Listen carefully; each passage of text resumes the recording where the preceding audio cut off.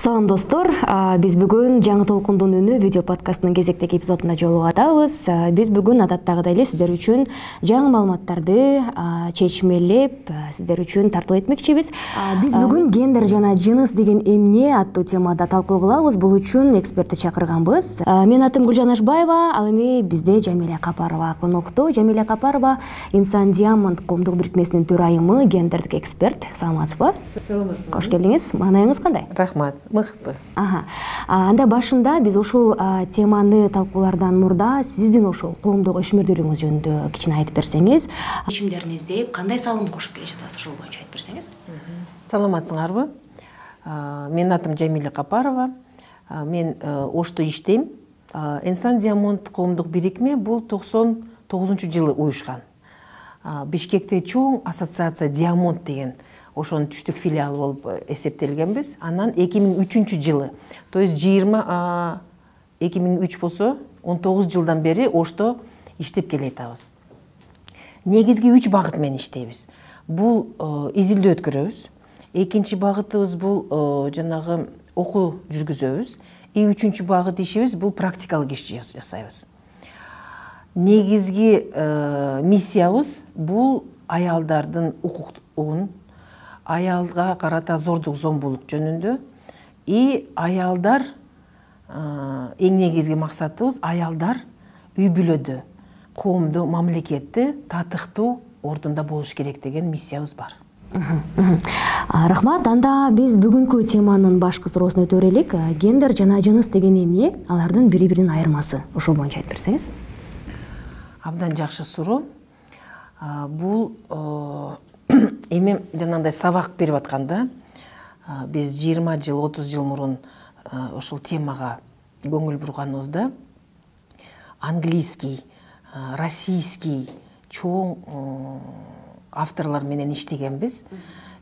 Ошол мектеби, ошолордун школасы боюнча биздин коомчулукта эки түшүнүк бар да. Бул биологикалык пол дегенде жыныс, биология.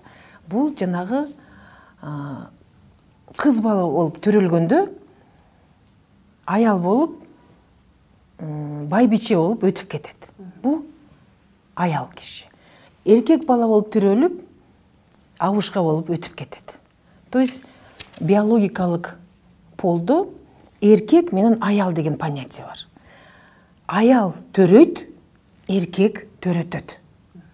Болду, башка эмеси жок. Эми азыркы медицина боюнча жанагындай өзгөртсө болот, бирок негизги биологикалык понятияда эки полубуз бар, аял жана эркек. Гендер деген эмне? Гүлжан. Гендер деген бул англисче сөз, гендер деген. Даже орусча котормосу жок. Кыргызча дагы гендер болуп калган. Гендер деген понятие бул жанагы мындай жалпак тил менен айтканда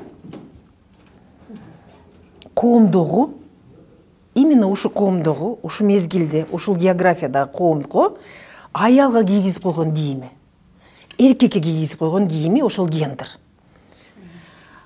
Это мындай совсем жалпак тил менен. Ошол коомчулукта аялдын милдетин, аялдын ролун, аялдын ордун гендер деп коет да, женский гендер. Эркек мынандай болуш керек, аял мынандай болуш керек, кыз мындай болот, эркек бала мындай болот деп, то есть коомчулук ошол балага же ошол кызга кийгизип койгон кийими да, гендер. Англисче бул социальный пол, коомдогу пол да. Негизги айырмасы мындай. Биологикалык полду, жынысты биз өзгөртө албайбыз. Гендерный полду биз өзгөртө алабыз. Качан? Дискриминация башталганда. То есть жанагындай аял киши үй бүлөдөгү бир жумуш кылып жүрсө, анын возможно интереси жок ошо ишке. Же мүмкүнчүлүгү жок, же ден соолугу жок болот да.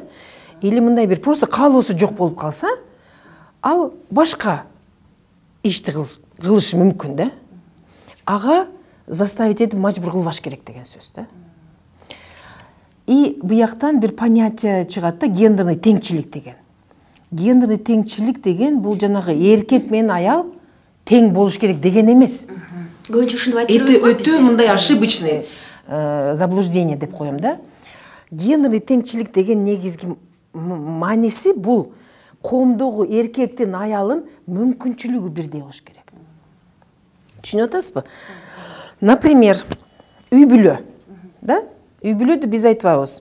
Гендерный стереотип деп коебуз. Ошондой бир понятие бар, Стереотип деген эми тоже орусча сөз, кыргызча которулуп. Калыптанып калган түшүнүк деп жүрөбүз. Калыптанып калган түшүнүк, көпчүлүктө ошол түшүнүктөр мындай терс мааниси бар да, негатив деп коебуз. Ошо гендерный стереотиптер көп биздин коомчулукта. Үй бүлөдө, коомчулукта, политикада, экономикада абдан көп. Мисалы, жалпак тил менен. Кыз кандай болуш керек? Кызды кантип тарбиялайбыз? Кыз сулуу болуш керек, таза болуш керек, назик болуш керек, мээримдүү болуш керек, тыкан болуш керек, да? Кыз катуу сүйлөбөйт, катуу күлбөйт, катуу баспайт. То есть кыз нежный, мээримдүү, таза, жакшынакай бир инсан болуш керек. Эркек баланы кантип тарбия беребиз? Коркпогон, ыйлабаган. Ооба, эркек бала сен эркексиң. Сен эркек баласың. Сен күчтүү болуш керексиң, сен чечкиндүү болуш керексиң. Сен эртең үй бүлө башкарасың, сен мамлекет башкарасың дейт экенбиз. Даже мындай бир кичинекей бир байкайсыңбы, Гүлжан? 5 жашар, 3 жашар бала көчөдөн ыйлап келсе, балдар менен там ойноп, апа биринчи сөзүм эмне болот? Эркек балагабы? Эркек балдар ыйлабайт, ошого деле ыйлайсыңбы? Эмне ыйлайсың дейт. Бул эч кимге сыр эмес, баары ушинтип мындай. То есть даже энеси бар, сдачи бер дейт. То есть ошо эркек баланы еще агрессию воспитываем. Вот это стереотип. Возможно, мүмкүн кыз лидер. Или какой-нибудь... Ал деле башкаруучу. Бокс ойнойм дейт, же хоккей ойнойм дейт, же волейбол ойнойм дейт, да? Бир жана же панкратион ойнойм дейт кыз бала. А эркек бала, возможно, мен вышивать этем, же бир балетный школага барам. То есть өзүнүн өзүнө жараша кыз бала дагы, эркек бала дагы какое-то развитие кылып. А биз аларды жанагы стереотипный рамкага салабыз. Да, сен эртең мугалим болосуң кызга. Сен эртең же педучилище, же медучилищени бүтүп, эмне кыласың? Медсестра болосуң, же швея болосуң, же повар болосуң. Биз кыз баланы жана келечекте үй бүлөнүн жанында эле жумуш кылган инсанды чоңойтобуз да. Негизгиси ошол баягы кичкей эле кыз, мисалы, пияла жууганга жарап калган деле, анан сен пияланы жакшы жуушуң керек, эртең бирөөнүн эшигине барсаң тигиндей болосуң го, эртең турмушка чыксаң бул пейлиң менен батпайсың го, мындай кичкей кезинен эле ал баягы турмуш эмне экенин билбесе деле кулагына коюп чоңойтот экенбиз да. Анан ушул жерден дагы мен ушул стереотип дегенге улай бир суроо бере кетейин. Негизи ошол баягы биздин гендердик коомдо кандайдыр гендердик стереотиптер бар. Анан ошонун жашообузга тийгизген таасири жөнүндө дагы айтып берсеңиз. Сиздин баамыңызда кандай? Да, стереотиптер көп деп кеттим. Бирок стереотиптер терси дагы бар, оңу дагы бар. Терси көбүрөөк. Мисалы, үй бүлөдө аны айтып кеттик, жана үй бүлөдө. Мисалы, мамлекет, коомчулукта бизде кодекс, трудовой кодексте аял кишиге карата көп профессияларга тыюу салынган. Тыюу салынгандар бар Кыргызстанда, бир унутуп атам санын. Российский, Узбекистан, Казахстандын законодательствосы ошону пересмотр кылып атат. Мурун Союз СССРдин трудовой кодексинде 400 профессия бар экен, аялга тыюу салынган. Да. Бу дагы жанагы правозащитник аялдар бизге болгон дискриминация деп ойлойт экен. Мисалы, гендерный стереотип развод болуп атканда, сот процесс болуп атканда дагы стереотиптер мындай бар да. Жаш балдарды көбүнчө энеге калтырат. Туурабы? Бу жакшы жаман айтпай атам азыр. Мен айтып атам, бул атанын, эркектин дагы жана стереотипте бала жакшыраак эне менен чоңоет. А возможно, атасы дагы жакшы эле карайт. Эркек киши бала карага жөндөмдүү эмес деп элечи. Это тоже Аны стереотип. баланын тарбиясынан четтетип коюшат. Эркекке карата стереотиптер көп, Гүлжан. Эркек болуш биздин коомчулукта дагы кыйын. Мисалы, бизде айтып калабыз, стереотип, мындай яркий стереотип. Эркек киши күчтүү, эрктүү, чечкиндүү, ыйлабайт, сулуу. Күйөө бала кандай дегенде, күйөө бала узун бойлуу деп коебуз. Вот видишь, вот стереотип күйөө балага. Келин кандай келин бир жакшынакай, прямо папакай, көзү пиялядай, оозу оймоктой дейт экенбиз. Видишь, вот стереотипы. Узун бойлуу болбосо күйөө бала. Орто бойлор эмне болот?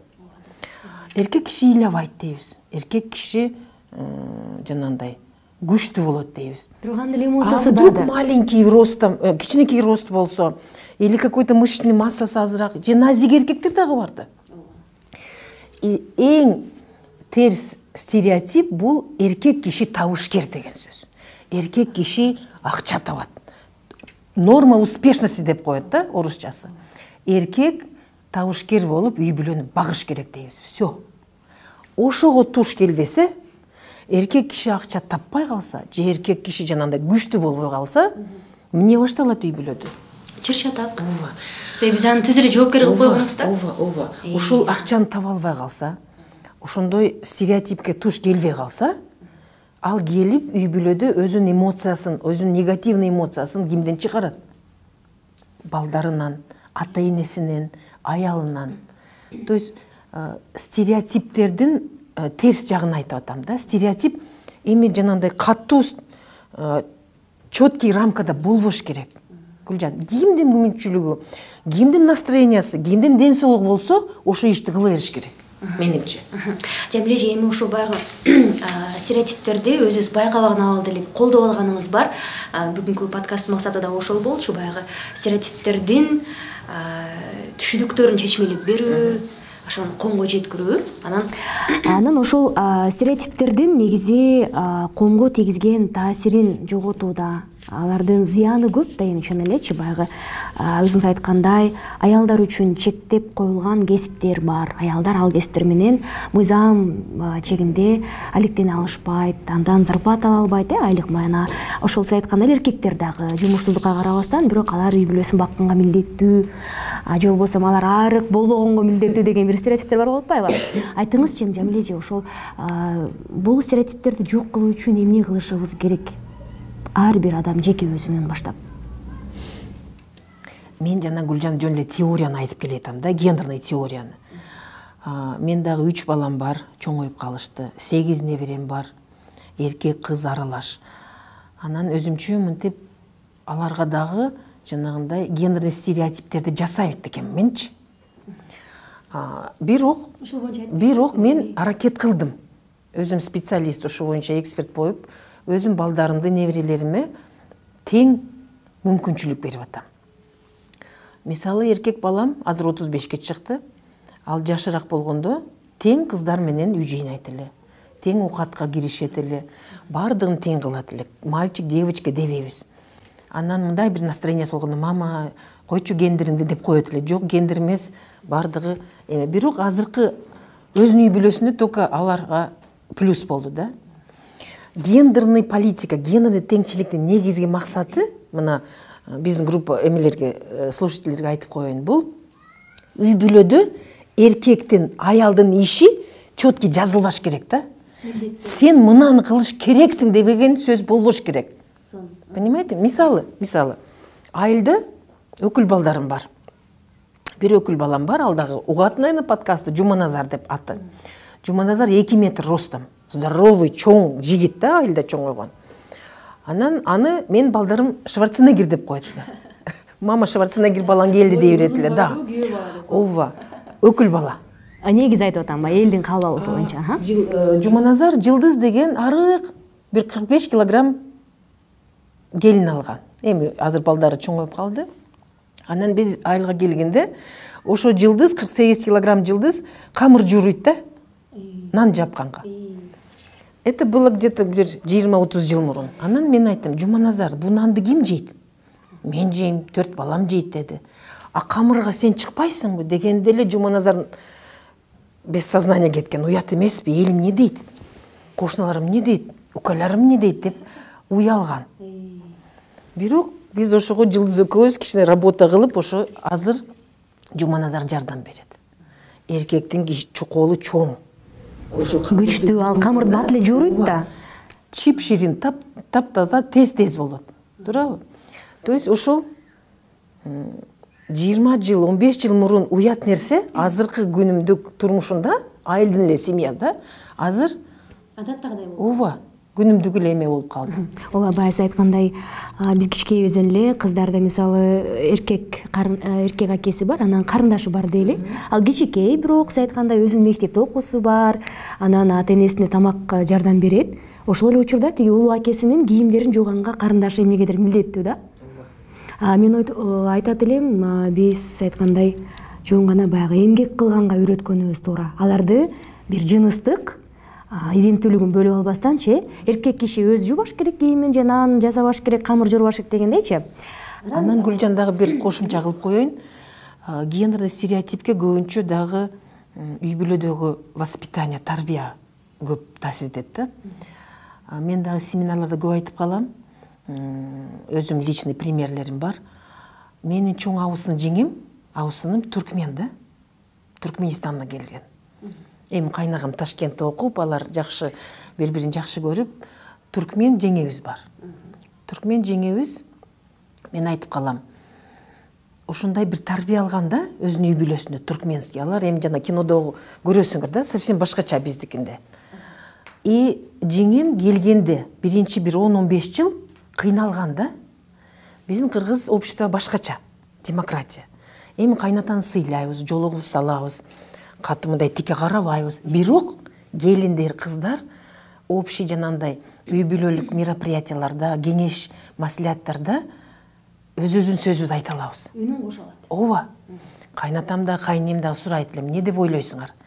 Бирок ошондой маслихаттарда жеңем оюн чыгарбайт эле да. Потому что ал ошондой тарбия көрүп калган. Ошентип үйрөткөн, ооба. Кыз баланын өзүнүн немеси болбойт, мнениясы. Кыз бала өзүнүн мнениясын эркектин астында айта албайт деп. То есть мына үй бүлөдүк воспитаниядагы ошого көп тоскоол кылат. Ошо баягы айткандай эле, оюңузду улай да, баягы күчтүү эркектин аркасында, жок, ийгиликтүү эркектин аркасында күчтүү аял турат деп, баягы биздин айрым макалдарыбыз деле, ушундай фразологизмдер деле ошол нерсенин кайра тескерисинче пропаганда кылып келип атат да. Анан дагы мисалы кызга кырк үйдөн тыюу, же болбосо кызды үйдө кыл жатпайт дегендейчи, андай жалаң уулдуу болгон үй бүлөлөрдө андай эмне бардак болуп кетти дегендейчи. Ошол боюнча дагы айтып берсеңиз, негизи ошол баягы биз салттык деп коебузбу, ушул баягы сөз, кара сөз түрүндө же болбосо макал кап түрүндө аялдарды кантип баягы гендердик стереотип менен мындай чектеп атабыз. Ооба. Ошондой макал каптарыбыз дагы кыргыз тилинде дагы, орус тилинде дагы көп. И көбүнчө жанагы кыздардын, аялдардын мүмкүнчүлүгүн четкеткен макалдар да. Мисалы, орустардын домострою бар. Жана домострой деген, это жанандай үй бүлөдө өзүн кантип алып жүрүшүн деген домострой мурун ошондой эмелер, закон бар эле. И домостройдун биринчи бетинде мындай бир лакапы бар да: бей бабу молотом, будет баба золотом деген. Мына карап көргүлө. То есть не просто ограничение, а даже бей. Канча көп урсаң, жакшынакай алтын аял болот деп. Эми биздин жанагы кыргыздардын эмесинде андай уру токмокко чакырган эмебиз жок, бирок жанагы мага эме абдан жакпайт да. Алтын баштуу аялдан, Гүлжан, продолжай. Алтын баштуу аялдан бака баштуу эр артык. Эр артык, да, мына карап көргүлө. Бу дагы мындай дискриминация деп ойлойм да. Ооба, да. Мейли жана кыз бар үйдө кыл жатпайт, же кыздыга тыюу деген, бунун дагы жанандай эми философский карасак, бир жагы жакшы тең, бир жагы терс. Бирок мындай жалпысынан чектетет. кептин баары өзүбүз ошентип түшүнүүбүзгө жараша колдонгонубуз. Бирок жанагындай алтын баштуу аял это тоже мындай бир совсем эле чересчур болуп кеткен дейм да. Бака баштуу деген билбейм. Негизи анан ушул жерде кайрадан баягы. Бирок в то же время Гүлжан, подожди. Аял жакшы, эр жакшы, вазир жакшы, хан жакшы деген бу жерде тоже жанагындай партнерство. Вазир менен хан. Вазир это исполнительный, жанагындай кабинет министров дегенде, да? Бу жерде эми призыв к партнерству. То есть не просто үй бүлөдө бирөөсү вазир болсо, бирөөсү хан болот деген, бирөөсү жакшы болсо, бирөөсү мыкты болот деген. Бу жакшы пословица деп ойлойм да. И аялды да мактап койду, и эркегин мактап койду. Негизи Жамиле эже айтсаңыз, ошол бизде гендер боюнча же болбосо кайсы бир гендердик стереотиптерден улам жабыркап калгандарды коргоого алган бир мыйзамдарбы? Негизи ушул гендердик баягы баланстык кармоодо мыйзамдардын ролу кандай болуп атат? Ал мыйзамдарыбыз кайсы бир деңгээлде чийки чыгар? Сиздин эксперттик көз карашыңыз кандай? Абдан жакшы суроо. Мисалы биз мага окшогон гендерный эксперттер четке чыкканыбызда, Казакстан, Өзбекстан, Россияга барабыз, чет мамлекетке барганыбызда биз өтө өзүбүздү жакшы сезебиз. Эмне дегенде Кыргызстанда гендерге аялдардын укугун, кыздардын мүмкүнчүлүгүн караган мыйзамдарыбыз 5ке жазылган. Укмуш, мыкты. Казакстандыктар айтат: "Ой, Кыргызстан впереди планеты всей". На самом деле бизде Конституциядан баштап 4-5 негизги профильный мыйзамдарыбыз бар да. Анын эң биринчиси 2003 жылы. То есть канча жыл болот? 19 жыл мурун. 20 жыл болот ошол. Үй бүлөлүк зордук зомбулуктан коргоо жөнүндө мыйзам кабыл алганбыз. Причем Гүлжан, мына кастага айтып коюш керекпиз. Биринчи жолу Кыргызстандын тарыхында элдин демилгеси менен кабыл алынган закон. То есть сиз билесиз да, закондорду же парламент жазат, же президент сунуштайт, же жанагы правительство. Бирок конституция жазылган, элдин демилгеси менен дагы мыйзам чыгасы. Вот ошол үй бүлөлүк зордук зомбулук боюнча жарандык коом чыгарганбыз. Биз дагы катышкам, мен дагы катышкам ошол жылдары. Ош облус боюнча 7000 кол топтогонбуз. А ошо маалда кол топтош өтө кыйын эле. Ар бир кишиге барып, Интернет жок болчу да. Интернет жок. Ар бир кишиге барып паспортуңузду бериң. Ана жана подписной листке жазып. Но бирок ошондо биз ошондой женский жана аялдардын эмне дейм, кыймылы ошондо уткан да. 2003 жылы ошо закон кабыл алынып, на мыйзам деңгээлинде үй бүлөлүк зомбулук бар деген. Ошо раз мыйзамды кабыл алгандан кийин ошол факт бар деген эметкен. Андан кийин дагы 2-3 чоң жакшы мыйзамдарыбыз бар. Улуттук пландарыбыз бар, Гүлжан. Абдан жакшы жазылган. Улуттук жанагындай гендер боюнча, гендердик теңчиликке жетиштүү боюнча улуттук пландарыбыз бар. 1325 резолюция деген бар. ООНдун бул жана аял, тынчтык жана коопсуздук деген. Ошо боюнча дагы 3-4 план жазылып атат. Мисалы Өзбекстанда андай план жок. Тажикстанда 2-чи план. То есть мен айтып кеткеним келип, мыйзамдар абдан жакшы жазылган. Жаза беребиз мыйзамдарды, жаза беребиз укмуш мыйзамдарыбыз. Бирок да. Бирок бул өзү башка суроо да. Бирок мыйзамдарыбыз жакшы иштебейт. Мыйзам иштеткенге, Гүлжан, 3 негизги нерсе керек да, эксперттер айтып калат. Биринчи, любой мыйзам иштегенге биринчи саясий эрк керек экен, политический воля деп коет экен. Саясий эрк деген бул президенттин, акимдин, министрдин, то есть чечим кабыл алып турган деңгээлде ошо киши ошо мыйзам иштейт деп койсо, иштеп кетет. Да? То есть саясий эрк. Экинчи, самый главный, бул финансирование деп коет. То есть каржылоо. Ошо закон качан иштейт? Толук бюджеттен каржылоо болгондо. Да. Үчүнчү, тоже маанилүү критерий, бул эл, население ошо мыйзамды тааныш керек, билиш керек, да? Эл тааныш үчүн аны мамлекет пропаганда кылыш керек, жайылтыш керек. То есть чоңдорубуз ошону аткарыш керек, аткарганга каалаш керек. Экинчиден бюджетибиз акча берип туруш керек да мыйзамдарга. Үчүнчүдөн бардык элибиз мына сиз мен ошо закондорду танып, так билип, аткарганды талап кылыш керекпиз. Ошондо мына жакшынакай мыйзамдарыбыз иштеп кетет. Бирок тилекке каршы ошо 3 нерсе үчөө тең болбой калып атат. Иштебей жатат. Демек ошол баягы башкы мыйзамына жазбаган кошуна өлкөлөр менен бирдей эле абалда болуп калып атат да. Биздин конституцияда ал бар болгонуна карабай. Казакстанда ошондой үй бүлөлүк зомбулук боюнча мыйзамы бар. Бирок ал мамлекет тарабынан каржыланат. Мыйзамы жакшы иштейт. Мына биз көп всякий встречаларга барабыз. Онлайн азыр 2 жылдан бери онлайн болуп атат. Казак эмелер мамлекети прям чоң финансирование кылат да государственный бюджеттен. Биздин көбүнчө эл аралык донорлор менен же эл аралык уюмдар жардам берет биздин гендерный движениябызга да. Анан негизи ошол гендер, жыныс деген теманы баягы кеңири ачып беребиз деп эдик беле башындачы. Анан эмне үчүн ошол гендерди жана жынысты биздин угармандар негизи эле коомчулук билиши керек деп ойлойсуз? Эмне үчүн бул маанилүү?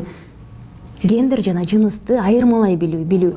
Азыр мен ушул жерде айта кетейинчи, мындай жыныс дегенде баягы сиз айткандай бул биологиялык, бул жашоого жаралгандагы ээ болгон жынысына карата эркек же аял. Ал эми гендер бул баягы коомчулукка өзүн көрсөткүсү келген, ошондой денеде, ошондой жыныста жашагысы келген, бирок балким кээде биологиялык жынысы башкача адамдар деле болушу мүмкүн. Туура эле айттымбы? Туура эле.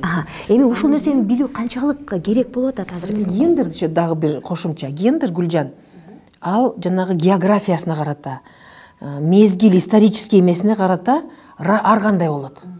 Мисалы, Южный Америкадагы матриархаттын племянын гендери совсем башкача, А мисалы, Якутияда жүргөн, Чумда жашаган чукчалардын гендери совсем башкача. То есть география, даже биздин Кыргызстанда алып көрөлү. Чоң алайдагы эркектин гендеринин ролу, мисалы, Кара Судагы бир жигиттин гендерине башкача болот. Например, эмне үчүн чоң алай дедим? Чоң алайды эми ар бир үй бүлөдө мисалы 2, 4, 5 бие сайт күнүгө, кымызга же сүткө, тоо. Айырды аялы дагы чыгат, эркеги дагы чыгат бие саганы. Уят эмес. Это норма жизни. Норма, да? Жардам берет. Мына биз канча барабыз, көрөбүз. А мисалы Кара Судагы же Каргар-Кышлактагы эркекти чыгып бие сагып койчу десе, это нонсенс болуп калат. То есть ага мындай анын гендери эмес да? Туурабы? То есть география, түндүк түштүктү алып көрсөк, тоже башкача. Да, шаар айыл. То есть гендер өзгөрөт. Ар бир мезгилинде, ар бир географияда ар кандай болот. Мисалы, биздин Кыргызстандын жанагы 80-90 жылдар мурунку алып көрсөк, союз боло элегибизде. Автономный республикада жүргөн, автономный эмелерибизде жүргөнүбүздө, же көчмө калк болгонубузда 100 жыл, 120 жыл. Ошондо дагы гендер башкача эле. Мында китептерди окуп калабыз, исторический эмелерди көрүп калабыз. Жанагындай журт көчкөндө биринчи астында, журттун астында ак бээде байбиче кетет экен. Понимаешь? Да. Биздин Кыргызстандын кыздардын гендери совсем башкача. Потому что көчмө калкпыз. Мисалы, Таджикистан же Өзбекстанда жашаган алар оседлый народ, да? Оседлый эмне кыргызча? Жанагындай. Биз көчмө, алар бир жерде жашаган, да? Туруктуу жашаган, да? Алардыкы женский мужской половина болгон. Биздин боз үйдө бар женский мужской половина, жанагы чыны буякта, эме буякта. Но жанагындай бетин жаап, бетин жанагындай паранжа менен жаап, эркектердин отурган жерине чыкпай, алардыкы башка гендер, салты башка, да? Анан биздин историктер айтып калат, кыргыздын аялы эмне үчүн бетин жаппаган? Почему жаппаган? Потому что көчүп жүргөн да. боз үйдү ким чечет? Аял. Ким кайра тигет? Аял. Бардығын топ-топ эметип. Ооба, бардығын жумушту жасаган аял да, анан бетин жаап алса, мындай отуруп калса, жумушту ким кылат? Дейм да. Ошон үчүн гендер айырмаланып турат да. Өзгөрүп дагы турат, маалы менен. Азыркы мисалы, Гүлжан, азыркы мезгилде дагы биздин гендерге дагы гендерный ролдорго миграция өтө таасири чоң. Религия, диндин өтө эмеси чоң. То есть жанагындай внешний факторлар, внутренний факторлар ошону өзгөртүп турат да. Бирок ал башка касттын темасы. Религия, гендер, миграция, ал башка жөн, башка сүйлөшөбүз. Негизи азыр анонс кылып койдук, жакшы. Негизи ошол бүгүнкү подкастыбыздын, видео подкастыбыздын максаты ошол баягы гендердик ролдор талкуулоо, ага бир үн учурабаш керек, аны ошол түшүнө билүү, ар бирси айткандай баягы аймактарда географиялык абалына жараша ар кандай гендердик роль болуп калышы мүмкүн. Анын жыныс бул жөн гана биологиялык, максат ушул болчу. Мен ойлойм, биздин окурмандар үчүн, угармандар үчүн, көрүүчүлөр үчүн бул баягы жаңы маалыматтар болуп, алар мындан ары балким стереотиптик көз караштарынан бир аз артка кайтып дегендей, анан гендердик ролдорду дагы кандай катуу сындабай, алар түшүнүү менен көз карашта болуп калат деп ойлойбуз. Анан ошол бүгүнкү видео подкастты жыйынтыктап жатып, ошол сиздин бир кеңешиңиз менен бүтүрөлү деп турам. Ошол гендердик стереотиптерди жок кылууда эң баягы натыйжалуу жолдорду айтып берсеңиз. Анан ошол менен мен жана айтып кеттим го, мыйзамдарыбыз жакшы жазылган, конституциядан баштап мыйзамдарыбыз. Жанагы күнүмдүк турмушубузда дагы жакшынакай эле теңчилик болуп келатат. Аягында мына айтып кетким келет да. Гендерный теңчиликтин негизги максаты бул кыздар менен балдардын, аялдын, эркектердин укугу бирдей. Укугубуз бирдей да, конституция боюнча. Экинчи, милдетибиз бирдей болуш керек. И самый главный, мүмкүнчүлүгүбүз бирдей болуш керек. Вот мүмкүнчүлүгүбүз жок болуп атат да. Укугубуз бирдей, мүмкүнчүлүгүбүз ар кандай болуп атат. Кыз баланын мүмкүнчүлүгү кыздардыкы чүчүт азыраак. Үй бүлөдө эркек аялды алсак, аялдын мүмкүнчүлүгү азыраак, потому что ал аял, ал эне, ал келин, ал үйдүн куту дегендей. Мамлекет деңгээлде алсак, политиканы алсак, экономиканы алсак, айырды дагы мүмкүнчүлүгүбүз бирдей эмес. Ошондуктан гендерный теңчиликке жетебиз десек, кыздардын, аялдардын үй бүлөдө, коомчулукта, экономикада, политикада, мамлекетте мүмкүнчүлүгүн чоңойтуш керекпиз. Ал үчүн биз ошол ар бирибиз өзүбүздөн баштай турган нерселер бар. Сиз айткандай эле баягы макал лакаптарыбызды карманып эле кайсы бир деңгээлде кимдир бирөөнү, балким кызыбызды же карындашыбызды, аялдарды чектеп койбогонго аракет кылсак, анан эгерде кимдир бирөө жардам берип атса, мисалы үчүн сиз айткандай бей сабап аткан болсо, аябай көп болсо бей, анда аны сындабоо, аны түшүнүү менен кабыл алуу, айтор ушундай сыяктуу кадамдар менен биз ошол гендердик стереотиптерди жокко чыгарууга салым кошо алабыз. Чоң рахмат, сиз убактыңызды бөлүп келип бердиңиз, аябай кызык маалыматтарды айтып бердиңиз. Оор темалар, ошону баягы түшүндүрүп айтып берүү бул мындай көпчүлүктүн балким мындай кубулуна толбошу мүмкүн. Сиз аябай сонун айтып бердиңиз. Мен ойлойм, биздин ошол видео подкасттын көрүүчүлөрү, угармандары бүгүн баягы билим капчыгын толтурду деп. Ооба, эми 15 минут эле болду. А так бул целый бир жумалык семинарларда да. Ооба, сиз окутуп жүрөсүз. Чоң рахмат. Урматтуу Жаңы Толкундун үнү видео подкастыбыздын угармандары, көрүүчүлөрү, сиздер менен бүгүн биз гендер жана жыныс деген эмне деген теманын алкагында сүйлөшүп, сиздерге жаңыча маалыматтар берген аракет кылдык. Биз сиздер менен коштошпойбуз, кийинки биздин эпизодубузда жолугабыз. Кийинки чыгарылышта биз Кыргызстандагы гендердик абал, үй бүлөлүк гендердик зомбулук, алардын келип чыгуу себептери жана аларды жоюу аракеттери боюнча сөз кылабыз. Биз менен бирге болуңуздар. Мен Гүлжан Ашбаева, жана бүгүн биздин студиябызда конокто Инсан Диамант коомдук бирикмесинин төрайымы, гендердик эксперт Жамиля Капарова болду. Саламатта туруңуздар.